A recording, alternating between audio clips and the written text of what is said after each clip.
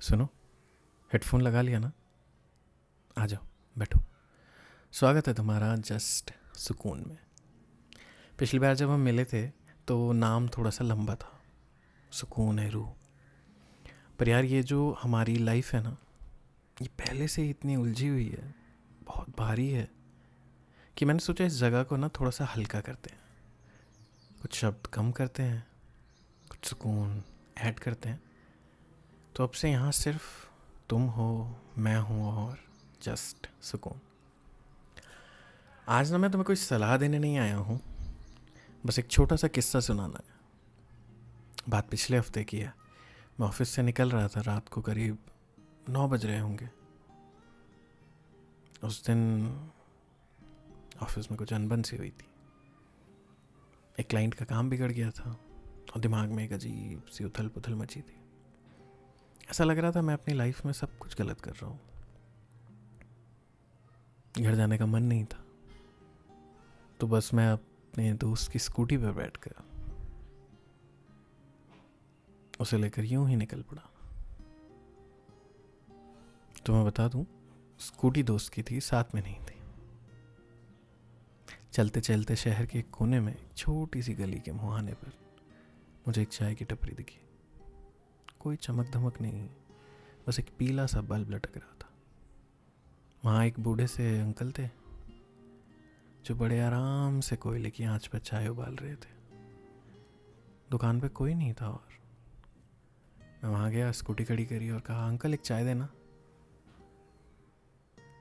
मुस्कुराए, उन्होंने चाय का कुल्हड़ मेरे हाथ में दिया।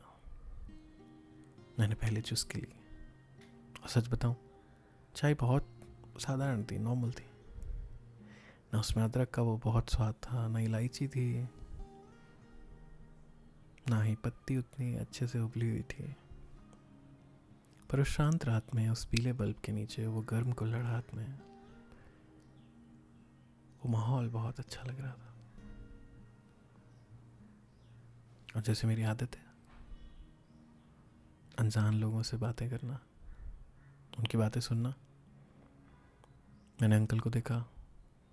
वो बिना किसी जल्दी के बहुत आराम से अपनी केतली साफ कर रहे थे। मैंने उनसे यूं ही पूछ लिया, अंकल इतनी रात हो गई है, आपकी दुकान पे कोई ग्राहक भी नहीं है, आपको फिक्र नहीं होती आज की कमाई की, कि आज कमाई कम हुई है? उन्होंने कपड़े से केतली को पोंछा, मेरी तरफ देखा और बहुत धीमी आवाज में बोले, बेटा सुबह से बहुत लोग आए, किसी को जल्दी से बस पकड़नी थी, कोई फ़ोन पे चिल्ला रहा था, कोई गुस्से में था, सब भाग रहे थे। अभी आधा घंटा पहले दुकान खाली हुई है। अब ये जो खामोशी है ना, मैं इसके मज़े ले रहा हूँ। दिन भर दुकान चलाने के बाद ये आधा घंटा मैं खुद के साथ बैठता हूँ। फिर उन्होंने एक ऐसी बात कही जो मेरे सीधे दिल में उतर गई। उन्होंने कहा, कस्टमर कम आए तो क्या हुआ बेटा, दुकान तो चल रही है ना, और ज़िंदगी भी चल रही है। हर दिन बम्पर कमाई हो ज़रूरी थोड़ी है, किसी दिन बस ठीक ठाक होना भी काफ़ी होता है। ठीक ठाक। मैं चुपचाप अपनी चाय पीता रहा और उनकी इस बात पे सोचता रहा। वहाँ बाहर बैठ के मुझे फील हुआ कि यार, अपनी ज़िंदगी की बम्पर कमाई के चक्कर में अपने छोटे छोटे ठीक ठाक दिनों की खूबसूरती मिस हो रही है। मैं हर दिन को परफेक्ट बनाना चाहता हूँ, हर दिन जीतना चाहता हूँ, पर सच तो यह है कि कुछ दिन सिर्फ काटने के लिए होते हैं। कुछ दिन सिर्फ चाय पीकर खामोशी को महसूस करने के लिए होते हैं। जब मैं उस दुकान से निकला तो वो ऑफिस का सारा स्ट्रेस गायब हो गया। तुम्हें भी लगा ना ऐसा हुआ होगा। पर जब मैं उस दुकान से निकला तो ऑफिस का वो स्ट्रेस गायब नहीं हुआ था, पर मेरे अंदर की बेचैनी शांत हो गई थी। मुझे ऐसा लग रहा था कि ठीक है, अगर आज का दिन खराब गया तो इसका ये मतलब थोड़ी है कि जीवन खराब है। आज तुम हेडफोन लगा कर मेरी बात सुन रहे हो, चाहे तुम दफ्तर से लौट रहे हो या कोई अपने बिस्तर पर लेटा है, या हो सकता है तुम अपने अंदर की बेचैनी और स्ट्रेस में हो।